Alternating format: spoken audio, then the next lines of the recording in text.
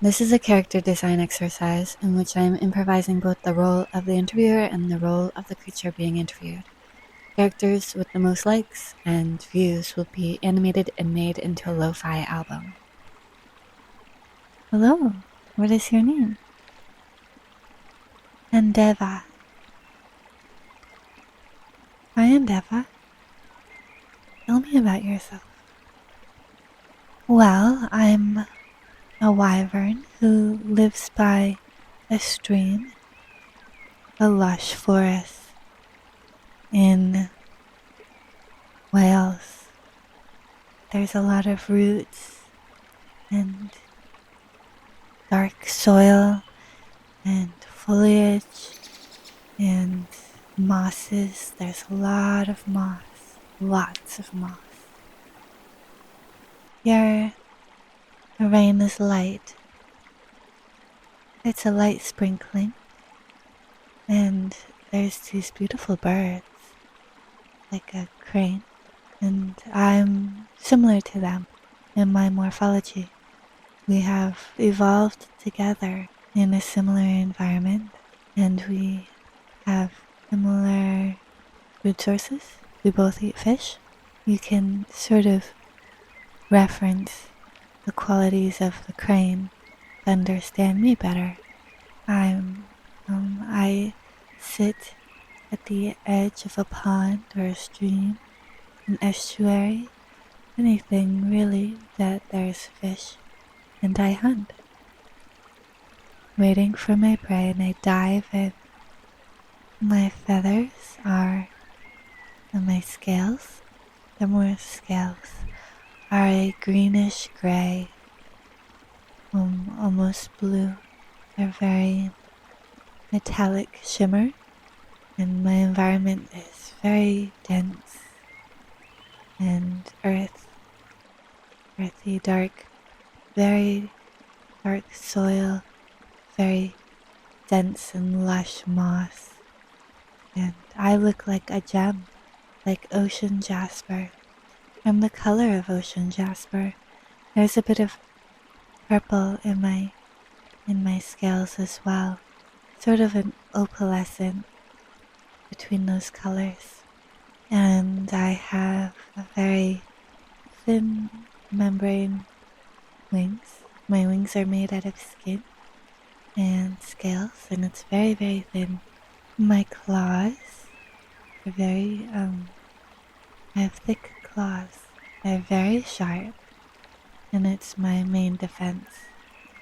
I catch my prey with my long beak-like snout, and I defend myself from predators with my claws. If they come too close, I grab them. Who's your family? Who are your friends? Who are your predators? Who do you have to look out for? Oh, we have to look out for other dragons. There are dragons that are much bigger. I'm only about 2 feet tall. I can be taller when I'm stretched out. And my wingspan is maybe 3 or 4 feet. I have a long tail. I look a lot like the desert counterpart you met yesterday. The dragons that hunt us are four-legged dragons with wings, and they catch us in the skies. The forest is too dense for them to be able to capture us. We're too fast and maneuver too tightly through the trees and through the rocks and through the rivers. But in the sky, the larger dragons they're faster, and they will swallow us whole, will catch up to us and very easily without any place for us to hide, will eat us in one gulp. And then our family units are small, and we live in burrows. Just nuclear family, maybe a couple of baby dragons with 2 parents. There's small clutches of eggs 3, 2, 3, sometimes 4. That's a lot. It's around 2 or 3. Expected 1 will be eaten by a larger predator, but not a dragon of the sky, because the baby dragons don't fly until they're about a year. They take a long time to develop in that way. It's more of the serpent dragons. Yes, the serpent dragons will eat us up, eat the babies. They're more, they have a bigger head than us, and very, they're maybe 5 feet long, 6 feet, somewhere around there. And they'll eat the babies, so we have to be very careful, and they'll eat the eggs. Yeah, they're called a worm. Sometimes they have wings, but sometimes they might have some legs. Usually, the species that we have around here don't have either.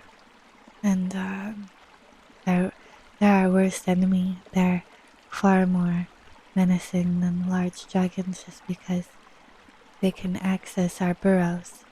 So one wyvern is always on the lookout, always guarding the entrance of the nest. And sometimes if we're having a lot of difficulty with worms, we will combine families so that we have more guardianship, stronger guardianship of the home. The home will have 2 chambers, 1 for each family, along with additional chambers within the nest for our various needs, such as food storage and nesting, and we also like to hide sparkly things. Our friends of the forest are any sort of herbivore birds. We see quite a lot of insects. We're peaceful with them as well. We just eat fish, and we're not friends with the fish or any being below the surface of the waters. Though, since we are of the fairy realm, we interface with the water elves, the water fairies, and the mermaids, and we are compatible with them. They do not like that we eat the fish, but they know that it is just our nature. Our nature and our bodies are evolved for it, so they cannot blame us in that way. It causes a bit of tension, but we are neighbors and we have to coexist peacefully. To demand us to not eat the fish would be, in a way, killing us and eradicating us from the land. So they have compromised and know that we take only what we need.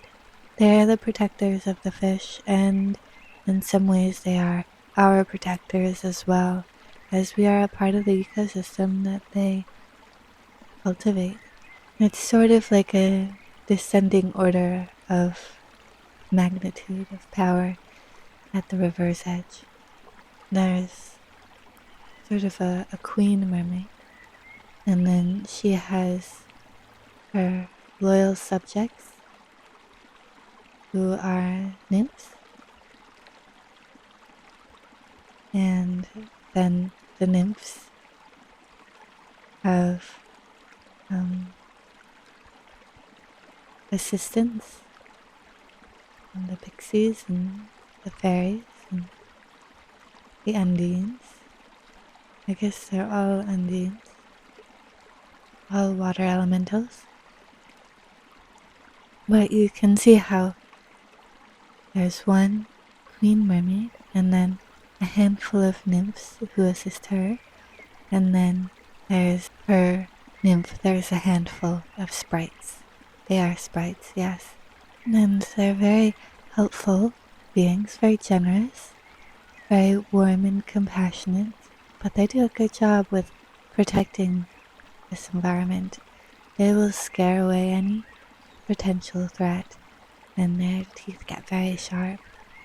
They almost have an emotive quality to their teeth, the way you don't really notice or see their teeth in the way, like I don't really know if they're sharp all the time, but it seems when they become ferocious that the teeth really do become sharp looking, especially for the queen mermaid.